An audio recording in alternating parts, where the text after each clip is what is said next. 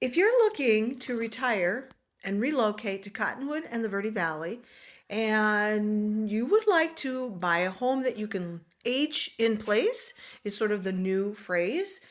Let's talk about how to evaluate homes if you're looking at them, and or if you're thinking to sell your home, maybe some things to look at marketing when your home is on the market that might make it more accessible or a better age in place type home.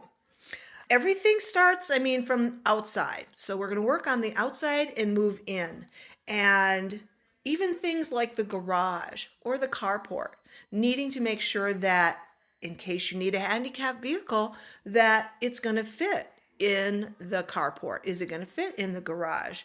Is it going to be able to accommodate a side opening door and a ramp? So those are things to think about, is how am I going to get in the house?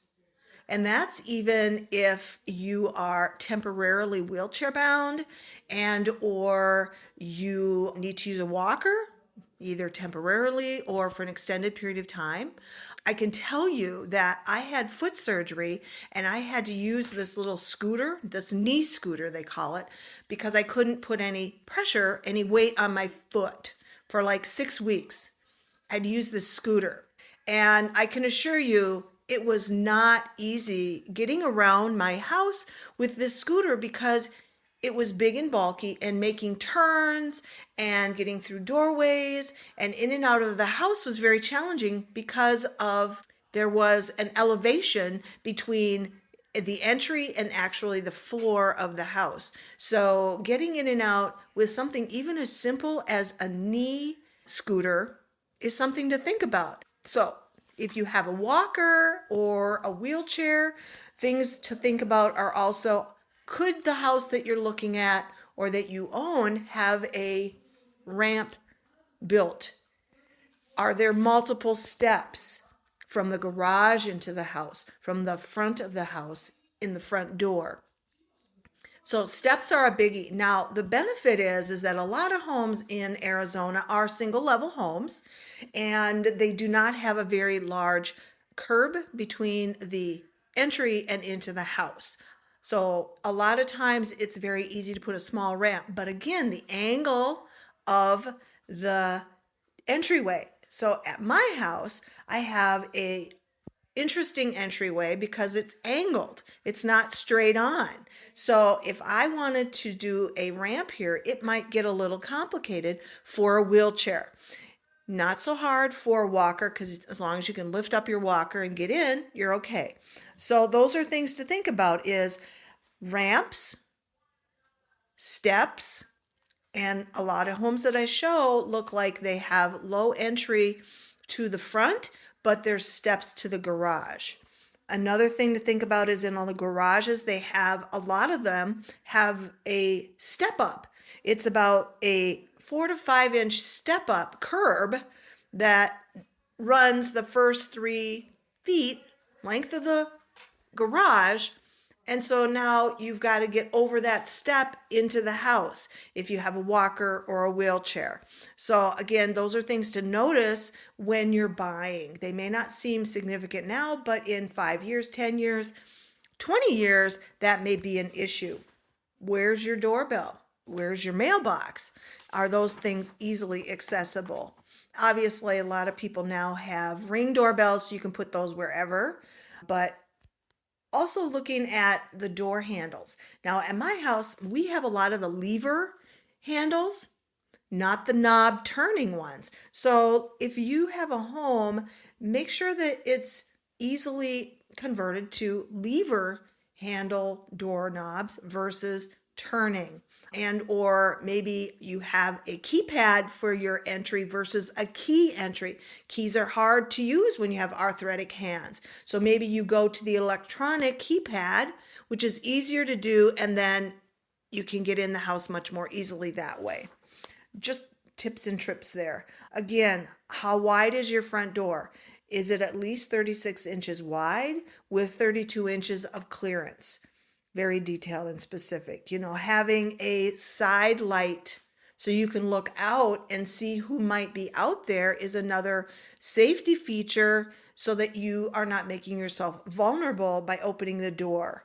Bedroom doors, again, we can bring the tape measure. I always have a tape measure in my car, but bedroom doors should be at least 32 inches wide. It's going to make it more accessible for walkers and wheelchairs. I have toured some homes where obviously there was someone with a walker and the doorways were narrow and you can see where the walker and or the wheelchair rubbed against the walls, rubbed against the doorways, and just basically tore up everything. And that's, making sure that there's enough room in the bedrooms to get around with a walker and or a wheelchair. I know a lot of people like tiny homes, but again, that may not be the best choice if you're looking for a forever home, unless, again, we'll do the measurements and we'll check with a smaller bed, would it work okay? Closets. Thinking about, can I get into the closet? If it's a bifold or a slider, am I going to be able to get in? Now, I have a closet at my house that had too large of sliding closet doors. And I took them off because I literally could not get to the middle. And I'm not even disabled. I could not get to the middle of the closet to reach things. I was like, this isn't working. So they put the wrong doors on. I just took them off and just have a curtain there. I don't really care for sliders anyway, or bifolds are my least favorite type of door because they always fall off. So again, making sure that where are the closet rods, if you have modified the closet, making sure that it can be dropped down so that it's easily accessible from a wheelchair if necessary. Thinking about the lawn care. Do you want a low maintenance yard? If the yard is absolutely gorgeous but has a lot of plants and foliage, that may not be something that's going to be suitable for age in place type of thing. I have clients who have literally moved from a home that had a lot of yard work to a home that was very small and minimal yard work because they're in their 80s and they're like, we just don't have the energy or ability to keep up this yard. Other things to look at, to think about, and we can even start with the bathroom, the toilet. Is it comfort height even? If you have some arthritis, that makes it a little easier to get up and down off the toilet. Now, executive height sinks, cabinets in the bathroom are like really popular. However, they may not be the right height if you're wheelchair bound. Executive height does help though if you're having difficulty with your back. So you kind of have to think about, do I need a taller vanity or do I need a shorter vanity? Other things to think about are grab bars by the toilet, grab bars getting in and out of the shower or the tub. Also looking, is it a house that only has tubs or is there a bathroom with a tub and a bathroom with a shower? And if the bathroom has a shower, how high is that curb getting into the shower? Because, a 6-inch curb is a lot harder for someone to step over that has weakness, muscle weakness, a stroke, any kind of things like that to get over the curb. So the lower the curb, the better.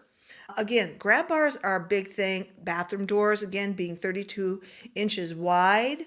Countertops and sinks. Looking at your kitchen, is it something that can be modified? Can you drop the sink down in front of the kitchen sink? So I know that this seems like, why am I thinking so far ahead? I'm going to be independent forever. That's my life goal. However, that's not a reality for the majority of the population. And as we age, we become weaker in general. You're losing muscle strength every year. So unless you're intentionally exercising to maintain your strength and eating in a way that's going to manage, your exposure to cancer, strokes, heart attacks, seizures, you name it, which we're all susceptible to as we age, you want to think about these things somewhat while you're looking at your next home when you retire to Cottonwood or the Verde Valley. So again, it's simple like, where is everything? Can I reach it?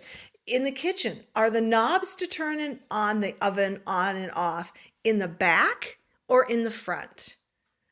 That's a huge difference. Even in the laundry room, are the buttons to turn the washer and dryer off in the front or in the back? And is the dryer on top of the washer? And if it is, can you reach the buttons?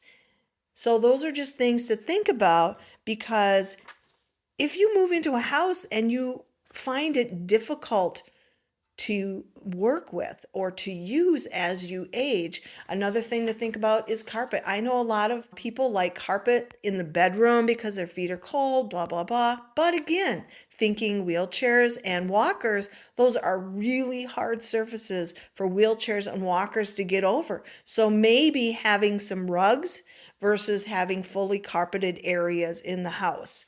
Having appliances that are, again, microwave, even maybe a countertop microwave makes more sense versus above the stove microwave.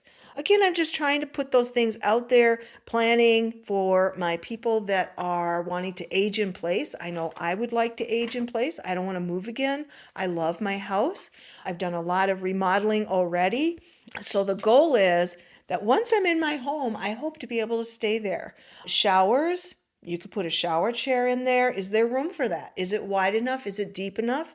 Yeah, making sure, again, things like handheld showers, Oh, yes. Yeah, talking about even the faucet and controls. Where are they located? Because some are across the tub versus on one end or the other. So if it's across the tub, that might not be a good choice. So again, we're looking at modifications, windows, outlets, hallways, if they're wide enough. They're saying they should be at least 42 inches wide.